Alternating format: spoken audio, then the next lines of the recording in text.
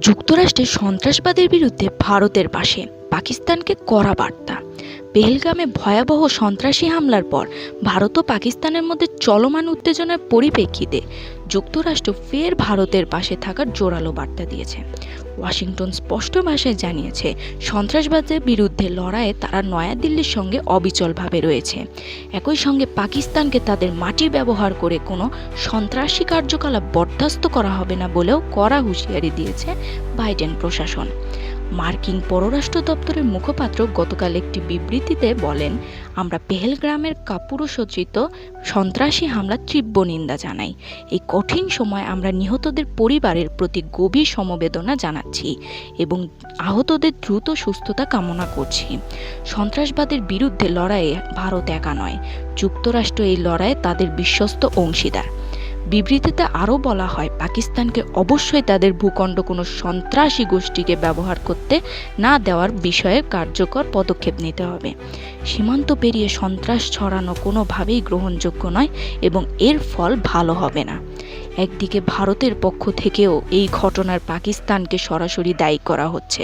প্রতিরক্ষামন্ত্রী রাজনাথ সিং স্পষ্ট ভাষায় বলেছেন, এই হামলার পেছনে পাকিস্তান ভিত্তিক জঙ্গি সংগঠনগুলোর হাত রয়েছে এবং ভারতের সমুচিত জবাব দিতে প্রস্তুত।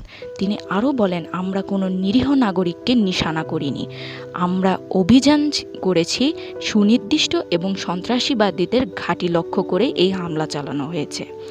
অন্যদিকে পাকিস্তান ভারতের এই অভিযোগ অস্বীকার করেছে।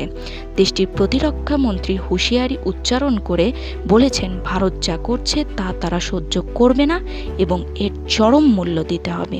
তবে আন্তর্জাতিক মহল মনে করছে, সাম্প্রতিক এই হামলার জেরে দুই দেশের মধ্যে সম্পর্ক আরও তিক্ত হয়ে উঠতে পারে। জাতিসংঘের মহাসচিব অ্যান্তোনিও গুতেরেসও এই পরিস্থিতিকে গভীর উদ্বেগ প্রকাশ করেছেন। তিনি উভয় পক্ষকে সংযম দেখানোর এবং আলোচনার মাধ্যমে সমাধানের পথে আসার আহ্বান জানিয়েছেন। গুতেরেস বলেন, ভারত ও পাকিস্তানের মধ্যে যে কোনো সামরিক সংঘাতের পরিণতি অত্যন্ত ভয়াবহ হতে পারে, যা বিশ্ব বহন করতে পারবে না। এছাড়াও ফ্রান্স, যুক্তরাষ্ট্র এবং ইসরায়েলের মতো দেশেও এই ঘটনার উদ্বেগ প্রকাশ করেছে এবং ভারত ও পাকিস্তানের মধ্যে উত্তেজনা কমাতে সহায়তার প্রস্তাব দিয়েছে। ইসরায়েল ইতিমধ্যে তাদের নাগরিকদের কাশ্মীর ভ্রমণ না করার জন্য একটি সতর্কতা জারি করেছে এবং ভারতের আত্মরক্ষার অধিকারের প্রতি তাদের সমর্থন জানিয়েছে।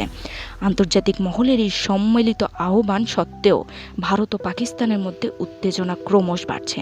এখন দেখার বিষয়, দুই দেশ কিভাবে এই পরিস্থিতি মোকাবেলা করে এবং শান্তি বজায় রাখার পথে অগ্রসর হয়। আপনারা দেখছিলেন প্রতিদিন সকাল।